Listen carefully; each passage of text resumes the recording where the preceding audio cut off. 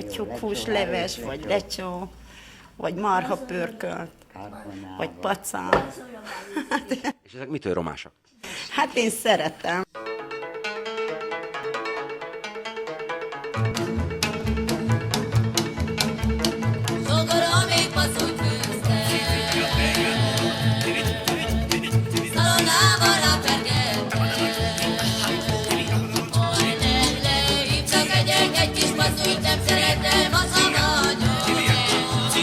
A Romani Pratni az egy olyan kezdeményezés alapvetően, ami nagyon jól ötvözi a szociális munka, illetve a lakáséttermek koncepcióját, ami azt jelenti, hogy azon kívül, hogy van ez a nagyon jó kis főzős program, azon kívül szeretnénk egy olyan közösséget is kialakítani, amely olyan roma asszonyokból áll, akik szeretnének megosztani egymással információkat. Azt is szerettük volna, hogy megismerkedjenek olyan ételekkel, amik a világ más tájain készülnek, így akár a francia konyhával, az indiai konyhával, az arabbal, vagy alapesetben a magyar konyha olyan ételeivel, amiket esetlegesen nem ismernek. A cigányi ételek nem léteznek olyan nagy számban, hogy minden alkalommal megtöltsünk egy asztalt, akár egy 4 fogásos menüből, vagy menüvel, ezért azt találtuk ki, hogy minden egyes menüben lesz egy tradicionális cigányi étel, és a többi ételt pedig más nemzetekből vagy a magyar konyhából fogjuk kiválasztani. Az első menü például, amit elkészítünk, az úgy néz ki, hogy az első az egy nemzetközi előétel lesz, amit úgy hívnak, hogy ördöglóháton.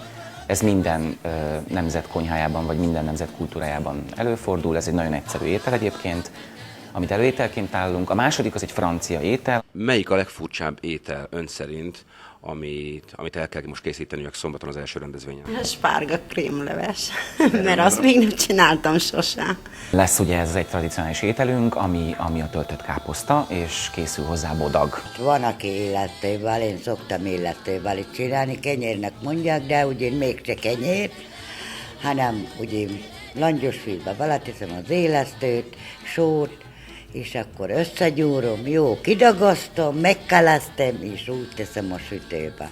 A másik bodokot meg a sütő, vagy sütőporral, vagy pedig szódabikarabónával csinálom. És akkor azt jó ki kell gyúrni, mondjuk, mint mikor a kalácsot dagasztjuk, csak akkor leteszem a gyúrótáblára, kezemmel jó kigyúrom, és akkor úgy teszem a sütőbe. Régen meg volt ilyen kutli, és akkor azon süttünk a bodokot a régi szegénységbe, vagy sporhely tetején. Azok voltak az igazi bodakok. Most ugye a gázba beletesszük, nem olyan kormos a bodak. Hát az volt az igazi roma bodak, kormos volt, megkapartuk, és akkor úgy ették a gyerekek.